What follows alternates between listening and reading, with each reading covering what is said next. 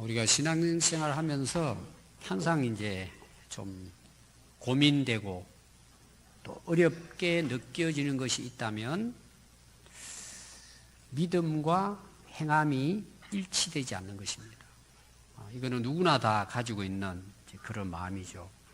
믿는 것은 쉬운 것 같는데 그 믿음대로 실제로 실천하면서 살아가는 것이 너무 힘들다. 참 어렵구나. 이런 것들을 이제 우리가 느끼게 되죠.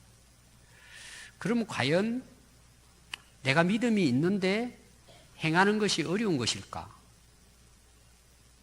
정말 실천하는 것이 힘든 것일까? 거기는 이유가 있습니다. 왜 힘든지. 야고보 사도는 야고보서 2장 17절에 이렇게 말씀을 했습니다. 이와 같이 행함이 없는 믿음은 그 자체가 죽은 것이다. 이걸 바꾸어 말하면은 믿음이 살아있다면 행하게 된다는 것이죠. 그러니까 행함의 문제보다는 믿음이 문제라는 것입니다. 진짜 믿음이 있느냐 이거죠. 또 야고보서 2장 14절에도 이렇게 말씀하십니다. 내 형제들아 만일 사람이 믿음이 있노라 하고 행함이 없으면 무슨 유익이 있으리요. 자, 우리가 믿음이 있다고 내가 인정을 하고 있어요. 내 스스로도. 근데 행함이 따르지 않아요. 그럼 그 믿음이 내 인생에 어떤 유익이 있겠느냐는 거죠. 없다는 거예요. 그 다음 말씀을 이렇게 기록합니다. 그 믿음이 능히 자기를 구원하겠느냐. 우리가 예수님을 믿고 하나님을 믿는데 거기에 따르는 행함이 없어요. 삶이 없습니다. 그럼 그 예수 믿고 하나님을 믿고 교회 다니는 게 실제로 내 삶에 어떤 유익이 있겠냐는 거죠. 없다는 거예요.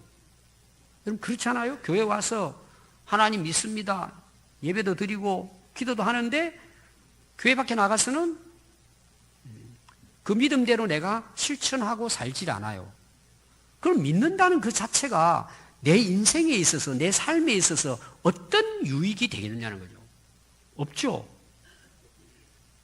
그럼 더 중요한 것은 뭐냐 하면 그 믿음이 능히 자기를 구원하겠느냐는 거죠. 그런 믿음이 행함이 없는 그런 믿음이 자기를 구원에 이르게 할 수 있겠냐는 거죠. 없다는 내용이죠. 여러분 이 야고보서의 내용을 보시면 인간의 구원은 행함으로 이루어진다는 의미가 아닙니다.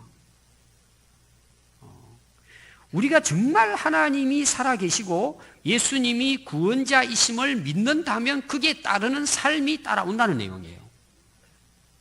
근데 행함이 없어요. 삶이 변화가 없어요. 그렇게 교회를 오래 다녀도 내가 정말 세상에 나가서 그리스도인답게 살지를 못해요.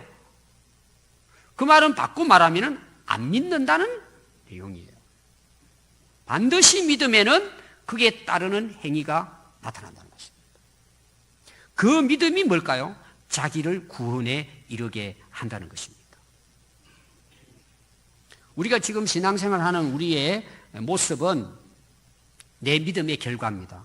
우리가 지금 살아가는 우리 인생이 있죠? 오늘까지 우리가 살아오셨잖아요. 우리가 살아온 현재 우리 이 자체의 모습은 내가 하나님께 대한 믿음이 있느냐 없느냐에 대한 결과예요. 이건 분리될 수 없다는 것입니다. 오늘 읽은 이 마태복음 11장 말씀은 주제가 12절입니다. 오늘 마지막 절이에요. 그 마지막 절을 보시면 세례 요한의 때부터 지금까지 천국은 침노를 당하나니 침노하는 자는 빼앗느니라 그랬어요. 이 침노라는 용어는 침략, 침공, 공격 이런 전쟁 용어입니다. 그런데 오늘 여기 중요한 내용은 뭐냐 하면은 천국에 대한 거예요. 주제가. 이 천국은 그냥 우리가 믿습니다. 말로만 가지고 생각만 가지고 믿음으로 쉽게 들어가는 것이 아니라는 내용이에요. 우리가 천국에 들어갈 수 있는 것은 전쟁을 치르는 것과 같이 싸워야 된다는 거예요. 뺏기느냐 빼앗기느냐의 문제예요. 그냥 우리가 예수 믿으니까 쉽게 영생을 얻고 구원받고 천국 가는 게 아니라는 거예요. 물론 여러분, 우리가 예수님을 믿음으로 구원을 이룹니다. 우리의 어떤 행위나 우리가 의로운 일을 했기 때문에 그 의로움을 가지고 천국 가는 것은 아닙니다. 그러나 분명한 사실은 우리가 예수님을 믿고 우리가 그 믿음을 통해서 구원을 받고 내가 천국을 소유하고 천국의 소망을 가지고 산다면 이 땅의 삶은 싸워야 된다는 거예요. 천국에 들어갈 때까지의 이 땅의 삶은 전쟁이라는 거예요. 우리가 일반적인 인생도 뭐라 그래요? 전쟁이잖아요. 대학을 들어가는 것도, 직장생활 하는 것도, 또 우리 하루하루 직장생활 하면서 인간관계 속에 일어나는 많은 갈등과 고민들, 여러 가지 많은 우리의 삶에 있어서 싸움거리가 많아요. 쉽지 않다는 거죠. 인생을 살아가는데. 더욱이 보이지 아니하는 하나님 나라 천국을 바라보고 살아가는 우리 그리스도인의 이 땅의 삶은 수없이 많은 방해가 있어요. 여러분들이 예배를 드리고 은혜를 받고 교회 문 밖을 나가면 어때요? 세상은 제약이 가득해요. 우리가 아침부터 저녁까지 뉴스를 보십시오. 좋은 내용보다는 거의 다 악한 것들이에요. 제약된 것들이에요. 그냥 세상에 깔려있다고 보면 돼요. 우리 사람들은 그냥 세상에 나가서 내버려 두면 다 제약의 물결에 휩쓸려 내려가게 돼 있어요. 여러분, 자녀들 키워보세요. 부모가 말씀하시는 대로 자라질 않아요. 왜 그러냐면 세상에 나가면 친구들도 많고 보는 것도 많고 세상에 유행과 문화가 있어요. 거기 접해 살아버리면 그냥 그렇게 사는 거예요. 그런데 우리 가정이 믿음으로 바로 서 있지 못하고 하나님 말씀을 어릴 때부터 진리로 바르게 말씀으로 자녀들을 양육하지 못하면 세상에 나가면 다 흩어져 버리는 거예요. 그만큼 세상은 악해요. 여러분들이 다 지금 인생을 살아보잖아요. 내가 기도하고 믿음을 가지고 있지만 실제로 세상에 나가니까 뭐예요? 우리의 믿음을 도와줍니까? 거의 다 방해하는 것입니다. 유혹하는 것들입니다. 우리가 정말 정신을 차리고 믿음에 바로 서 있지 못하면 어때요? 세상에 다 넘어집니다. 그리고 여러분, 사탄 마귀는 어때요? 우리를 계속 공격합니다. 유혹합니다. 우리를 대적합니다. 넘어뜨리려고 합니다. 그럼 여러분, 우리가 예수님을 진짜 믿고 천국의 소망을 가지고 살아간다 해도 뭐예요? 전쟁이에요. 그냥 우리가 예수 믿었다고 그냥 쉽게 살다가 신앙생활 하다가 천국 가는 게 아닙니다. 하늘나라 갈 때까지는 전쟁이라는 거예요. 예수님 말씀이. 싸워야 된다는 거예요. 존 번연이라는 사람이 감옥에 있으면서 지었던 유명한 세계적인 명작이 있죠. 천국에 가는 길이 뭐라는 거예요? 전쟁이라고 이야기하고 있어요. 쉽지 않다는 거죠.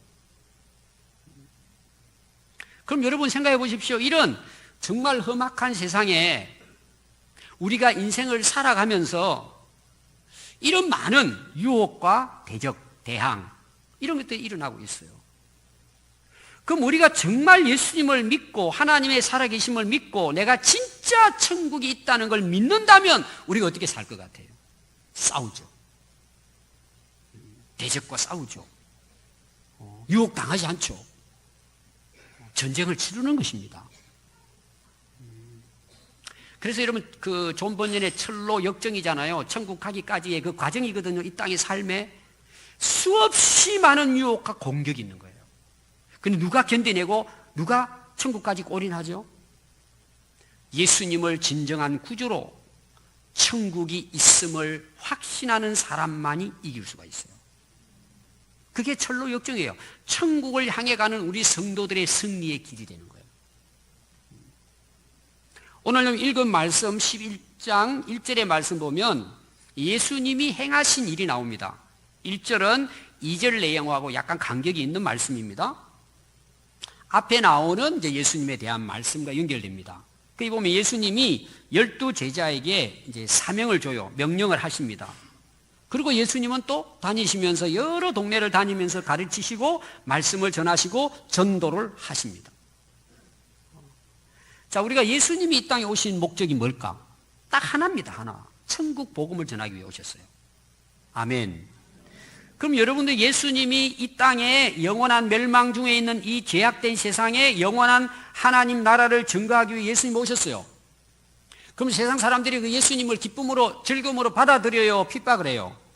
핍박을 하죠.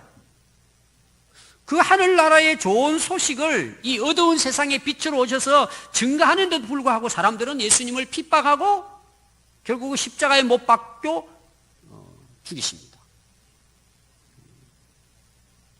그 예수님 많은 고난과 핍박을 당하죠. 근데 끝까지 뭐예요? 이 천국 복음을 전하시다가 십자가에 못 박혀 희생하심으로 인류 구원을 완성시키십니다. 그럼 그 뒤를 이은 제자들은 어떨까요? 동일하게 천국 복음 때문에 핍박을 받고 나중에 순교합니다. 우리 오늘 교회가 여기 있기까지 우리 기독교 역사는 어떨까요? 끊임없이 핍박을 받습니다. 박해를 받습니다. 그런데도 어떨까요? 복음은 계속해서 세계적으로 확장해 나가고 있습니다. 왜 그 핍박과 고난과 순교를 하기까지 이 천국 복음을 전할까요?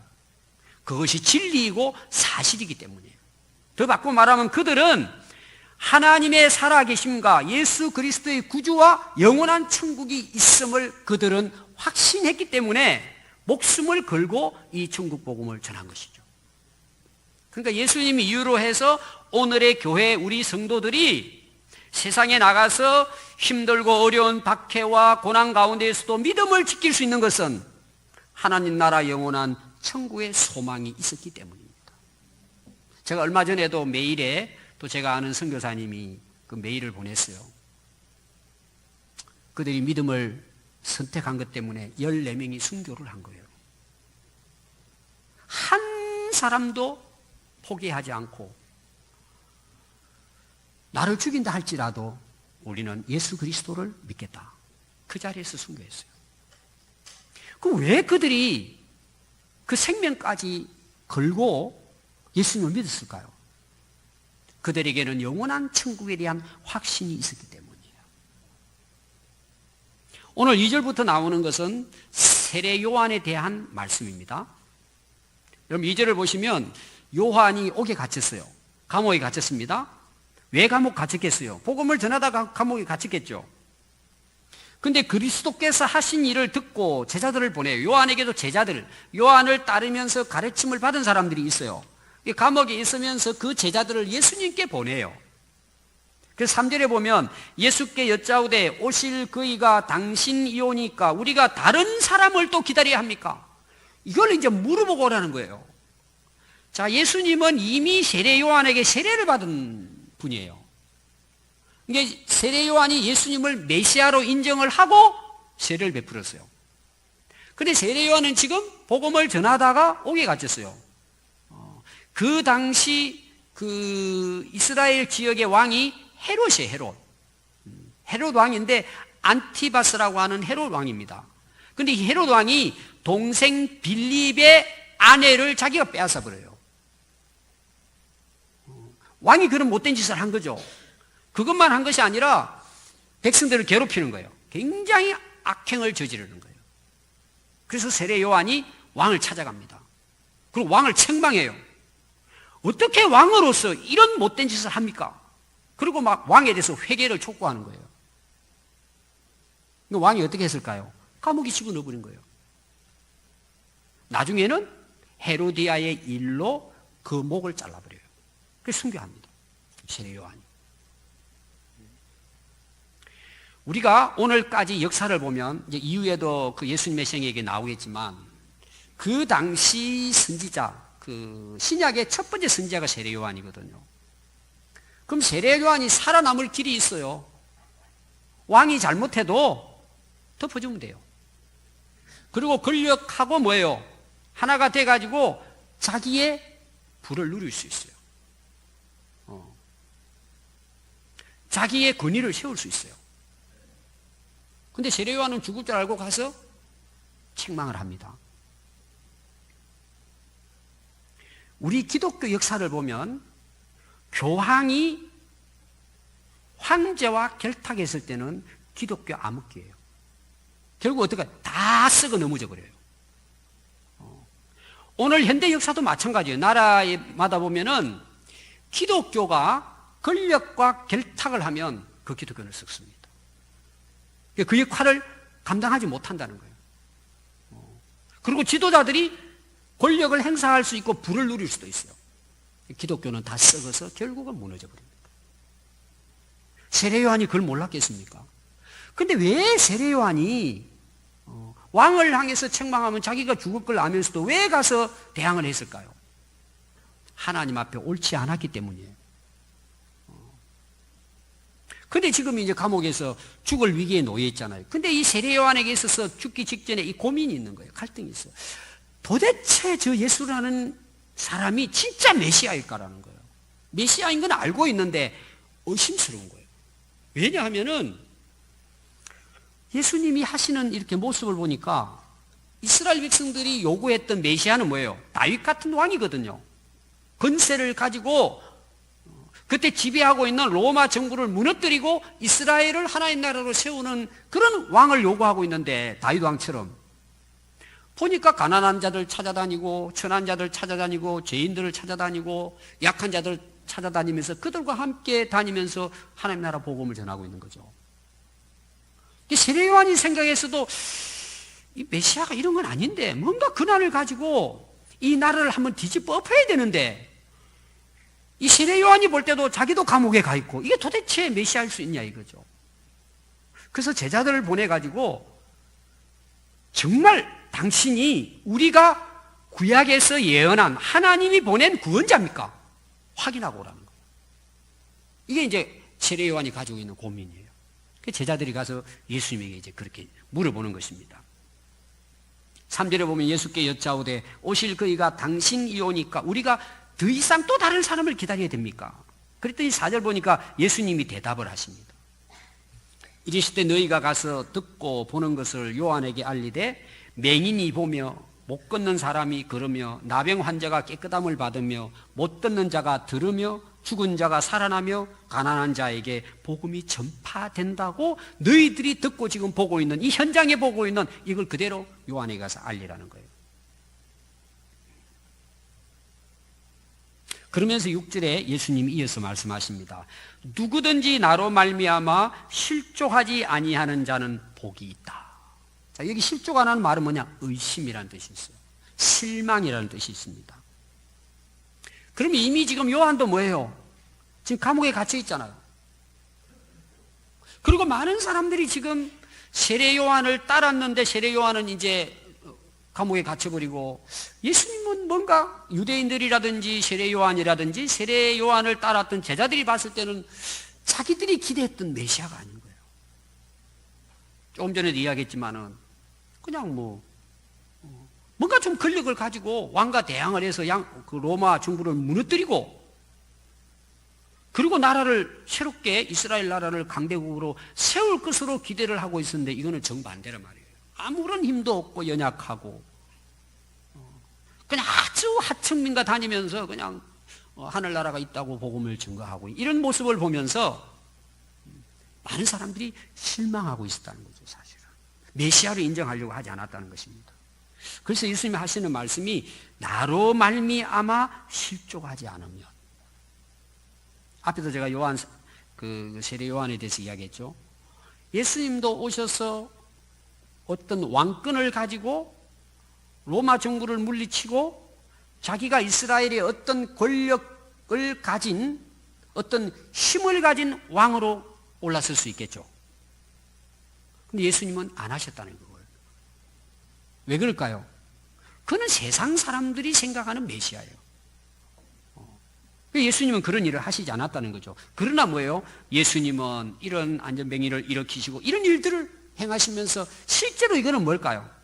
그걸 통해서 예수님이 진정한 메시아인 것을 알아서 그들이 믿고 구원에 이르도록 자기 자신을 그렇게 이제 나타내 주신 거죠. 그래서 그 예수님을 믿음으로 고난이 있고 힘든 일이 있어도 실족하고 실망하지 않은 자는 복이 있다는 거죠. 여러분 성경에 복이 많이 나와요. 그럼 오늘 예수님이 말씀하시는 이 복은 뭘 것 같아요? 제가 주제절을 12절이라고 아까 이야기했잖아요. 무슨 복일 것 같아요?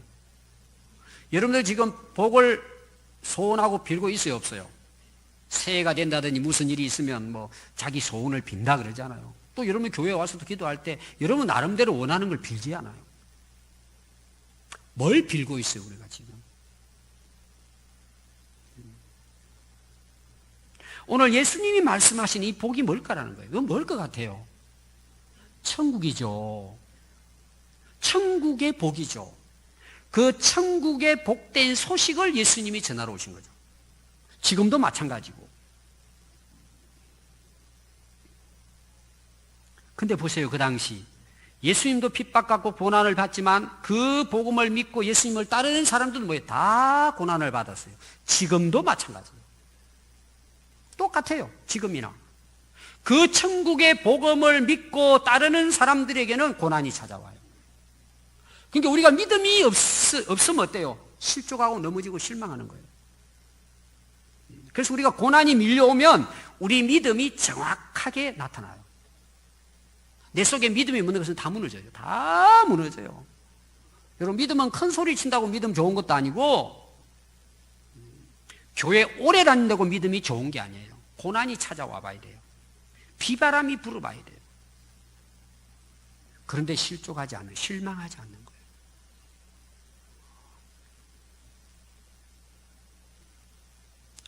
그리고 7절부터 이제 예수님께서 세례 요한에 대해서 이야기합니다. 그 제자들을 보내놓은 후에 7절 보니까 예수께서 무리에게 요한에 대해서 말씀하셨다 그랬어요. 그러면서 그 따르는 무리들에게 이야기해요. 너희들이 뭘 모르고 광야로 나갔냐? 그 당시 이 세례 요한이 옥에 갇히기 전에 광야에서 뭐예요? 복음을 전했어요. 회개하라, 천국이 가까웠다. 그래서 사람들이 모여들었잖아요. 너희들이 그때 세례 요한을 보기 위해서 광야에 나갔는데 왜 나갔냐는 그때. 뭘 보러 나갔냐는, 뭘 보러. 광야에 뭘 보러 나갔냐. 흔들리는 갈대냐. 그래서 세례 요한을 가리켜요. 세례 요한도 연약한 인간이라는 거예요. 예쁜 옷을 입은 사람을 보기 위해 나갔냐는 거예요. 오늘 여러분 어떻습니까? 인기 있는 연예인들, 뭐 이런 가수들이 있잖아요. 옷 입은 거 보세요. 더 화려하잖아요. 그런 거 구경하러 갔냐 이거죠. 그런 거 구경하려면 왕궁으로 가라는 거예요. 그러면서 이 세례 요한에 대해서 그러면 너희들이 선지자를 보러 갔느냐? 많은 선지자 중에 이 세례 요한만큼 훌륭한 선지자가 없다는 거예요. 그러면 10절에 보면 기록된 바 보라 내가 내 사자를 네 앞에 보내노니 그가 네 길을 내 앞에 준비하리라 하신 것이 이 사람에 대한 말씀이다. 자, 준비하라고 보냈어요. 누구를? 예수님의 오실 것에 대해서 준비하도록 세례 요한을 보냈다는 거예요. 그래서 11절에 보면 내가 진실로 너희에게 말하노니 여자가 낳은 자 중에 세례 요한보다 큰 이가 일어남이 없도다. 그 당시 시대에 있어서 세례 요한만큼 위대한 인물이 없었다는 거예요. 자, 근데 그 뒷말씀이 더 중요해요. 그러나 천국에서는 극히 작은 자라도 그보다 크니라. 아멘. 자, 오늘로 말하면은 위대한 선지자예요. 정말 모든 세상 사람들이 존경하는 정말 어인이에요. 훌륭한 분이에요. 여러분 그런 거 있잖아요. 유명한 분들. 정말 모든 사람들이 존경할 만한 분. 천국에서는 정말 보이지도 않는 극히 보잘것없는 사람이라 할지라도 이런 세례 요한보다 훨씬 더 천국에서는 그 사람이 크다는 거죠. 우리 예수님의 비유에 이게 나오잖아요. 부자와 거지 나사로. 자, 세상에 봤던 부자는 뭐예요? 오늘날 재벌이에요. 사람들이 다 허무하잖아요. 그렇게 되기 위해서. 근데 거지예요. 노숙자예요. 나사로는. 이 세상에 누가 쳐다보겠어요? 근데 죽고 나서 둘 다. 근데 역전되잖아요. 부자는 지옥불에서 오히려 자기 대목 안에 앉아있던 그 거지 나사로에게 물 한 봉어를 요구할 정도로 완전히 그 입지가 바뀌어져 버린 거예요. 그럼 예수님 오늘 말씀이 뭘까요? 세례 요한이 아무리 위대하다 할지라도 천국에 들어가 있는 사람하고는 비교가 안 된다. 그러면서 여러분 12절 보십시오. 오늘 마지막 말씀입니다. 세례 요한의 때부터 지금까지 천국은 침노를 당하나니 침노하는 자는 빼앗느니라 그랬어요. 아까 제가 이야기했죠. 침노, 전쟁 용어라 그랬죠. 빼앗는다.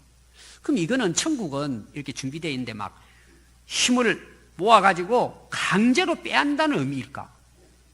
천국은 사람들이 노력해가지고 애를 써가지고 막 탈취해서 얻는 것일까? 그런 의미가 아니라는 것입니다. 믿음으로 들어가되 정말 천국에 대한 믿음이 있다면 그 천국을 얻기 위해서 이렇게 살아간다는 내용이에요.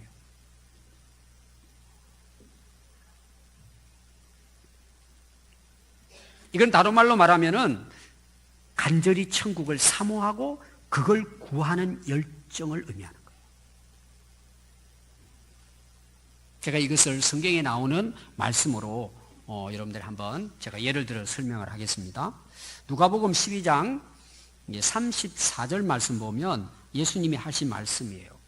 너희 보물이 있는 곳에는 너희 마음도 있느니라 그랬어요. 이 마음이에요, 마음.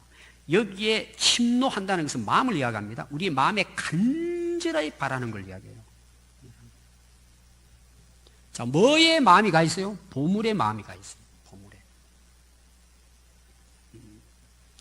우리의 마음이 어디를 향해 있느냐를 이야기하는 거예요. 우리가 정말 천국에 대한 믿음이 있다면 우리 마음이 어디로 향해 있을까요? 천국을 향하는 거예요. 여러분 실제로 보세요. 여러분들이 진짜 천국을 믿습니까? 그럼 내 마음이 천국에 있다는 거죠. 그럼 마음이 천국에 있다면 어떤 내가 삶이 일어날 거예요? 천국을 향해 살아가는 거예요. 이 땅에서도 천국 백성답게 살아가는 것입니다.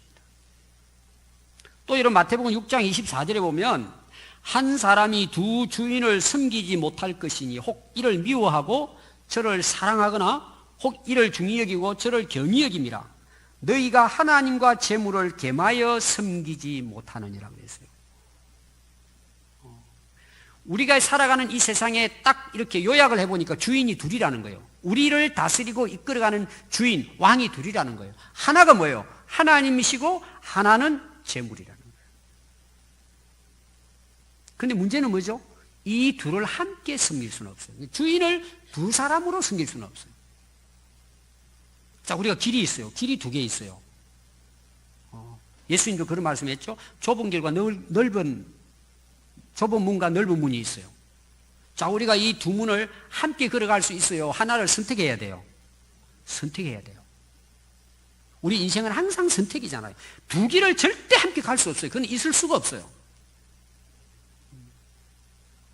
그러면 하나님을 선택했다는 말은 무슨 말일까요? 침노한다는 의미예요. 거기 보니까 나오잖아요.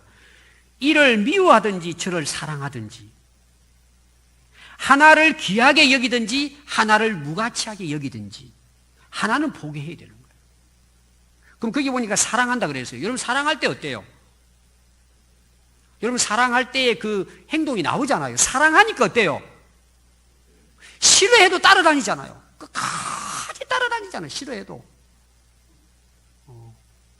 근데 내가 별로 사랑하지 않아요. 중요하게 여기지 않아요. 여러분 그 길을 따라가는 사람이 있습니까? 제가 더 쉽게 이거는 이제 가치관의 문제거든요. 영원한 가치, 땅의 가치 차이예요. 얼마 전에 어린애에게 돈을 줬어요. 이렇게 5만 원짜리를 줬어요. 애들이 그 가치를 알까 모를까요? 2살 먹은 애기 예를 들면 5만 원짜리를 줬어요. 애들 관심이 있을까 없을까요? 관심이 없어요. 왜 관심이 없을까요? 가치를 모르는 거예요. 왜 오늘 세상에 많은 사람들이 천국에 대해서 관심이 없을까요? 마음이 없고 사랑하지 못할까요? 가치를 몰라서 그래요. 우리 예수 믿는 사람들의 삶에 있어 중요한 것은 가치관의 문제예요. 어디에다 가치를 두고 사느냐. 거의 대부분 하나님을 믿지 못하고 천국에 믿음이 없는 사람은 전부 다 세상적인 가치관에 자기 마음을 두고 살아요. 그게 우선이에요.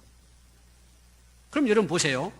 세상의 것에 가치관을 두고 사니까 어때요? 전부 다 거기 내 인생을 다 쏟습니다.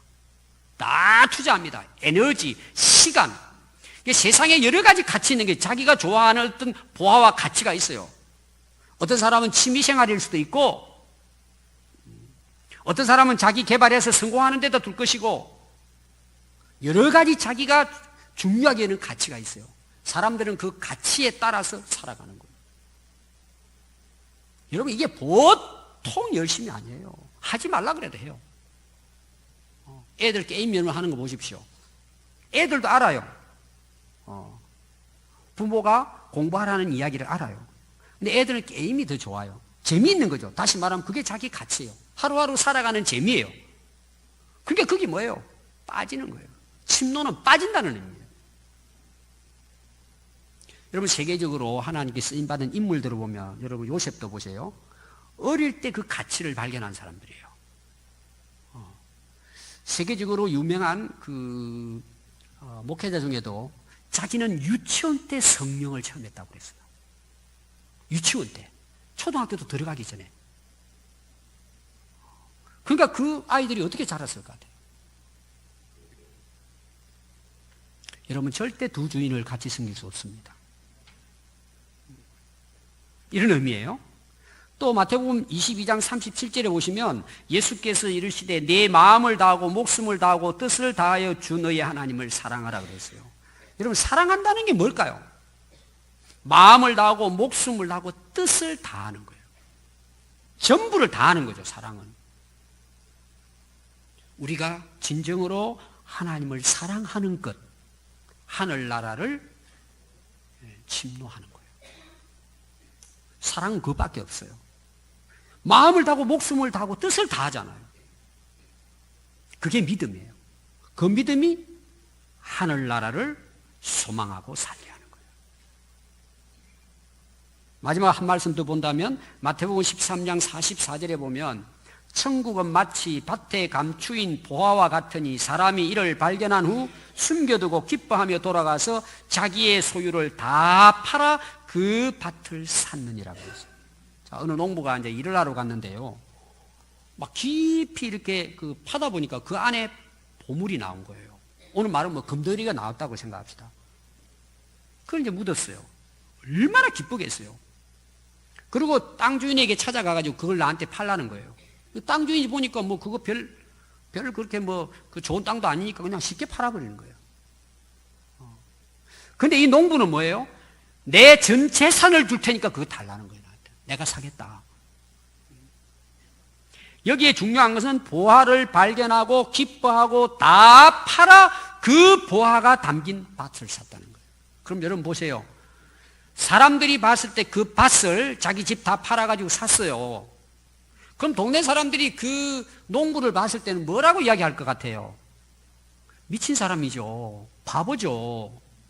그러나 이 밭을 산 농부, 그 안에 보화가 감추 있는 것을 발견한 이 농부는 어떨까요? 기쁘죠. 이게 천국을 소유한 사람들의 삶이에요.